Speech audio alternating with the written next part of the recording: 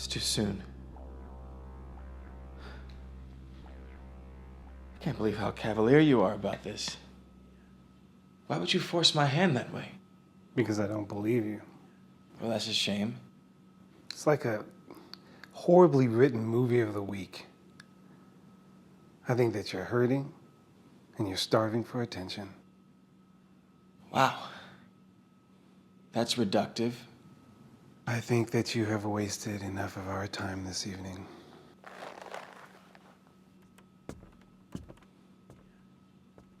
I'll give you your check, and you can be on your way. Don't you want to know what they did to deserve this?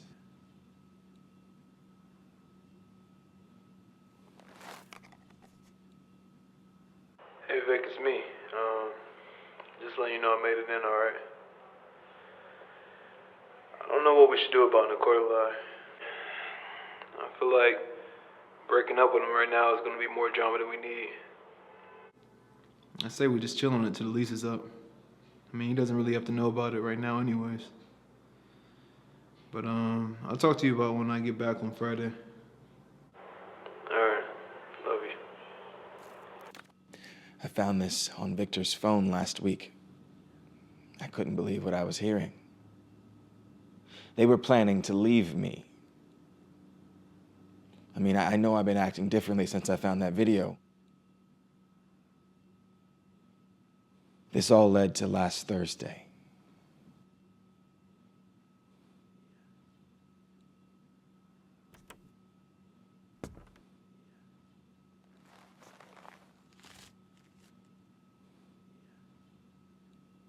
What happened? Nigel and I came to blows. I confronted him about the whole thing. He denied it at first. Then after some persuasion, he admitted to everything. We didn't stumble upon Victor that night. It was all planned. He asked Victor not to let on that they knew each other because he knew that I would feel used and bail. They tried to make it work, but ultimately, they just wanted each other. Neither of them could see a way out of their closet. Until me. I gave them the courage they needed to be together. I deplore irony. They now think I'm a liability to them, to their company. There was no way they were ever going to come out about being in a triad relationship with a sex worker. My whole life revolved around these men. I thought I'd finally found my happiness. It was all bullshit. And the smug, matter-of-fact way that Nigel told me all of this, it was like he was saying, "No pickles, please, and extra grilled onions." I wanted to kill him. Right there on the kitchen floor, I wrapped my hands around his neck. But something said, "You're right. Kill him. Kill them both. But when it's time to." Why is 9 your constant? That number is a recurring theme in my life. Born at 9:12 p.m., my father died in room 9 at the hospital. 9 guys jumped and beat my brother to death in 2009. It always symbolized life and death for me. Until Nigel and Victor. It evolved.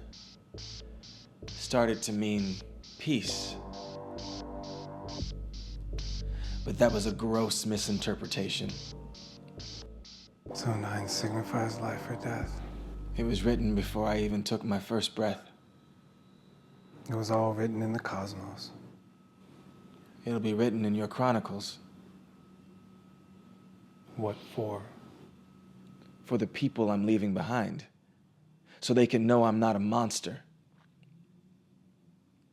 And for all those people who are trampled on and discarded without justification. And this is your only solution? They'd been to a fertility clinic. They planned to have kids.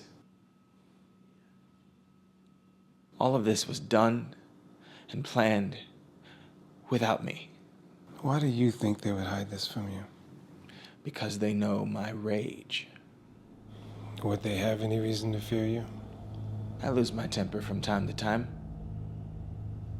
But no men fear me. Victor and Nigel can't be men. It's hard for you to see this because you have no God. Indulge me.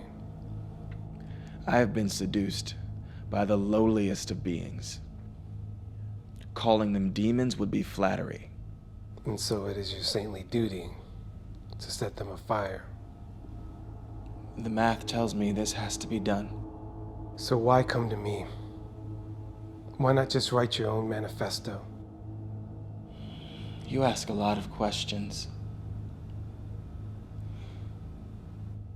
We don't have much time.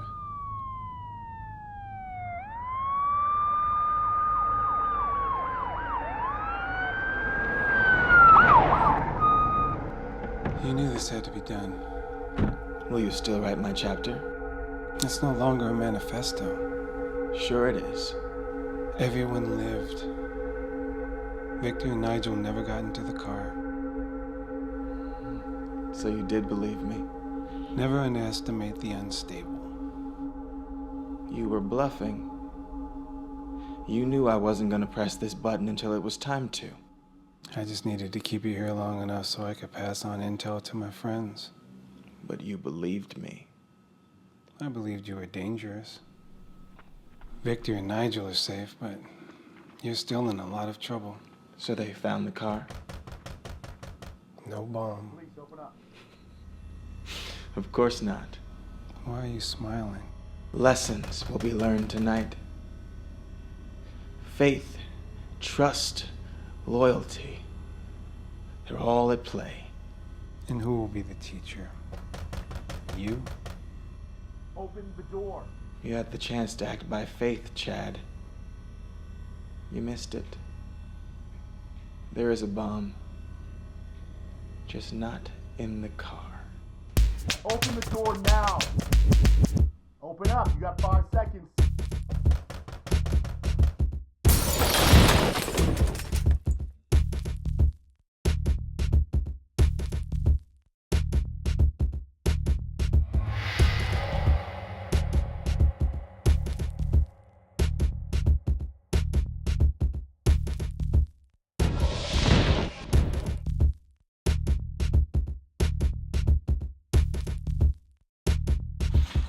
Find your faith. Found the bomb instead. Nigel's briefcase. And all it took was one dog with a keen sense of smell for ammonium.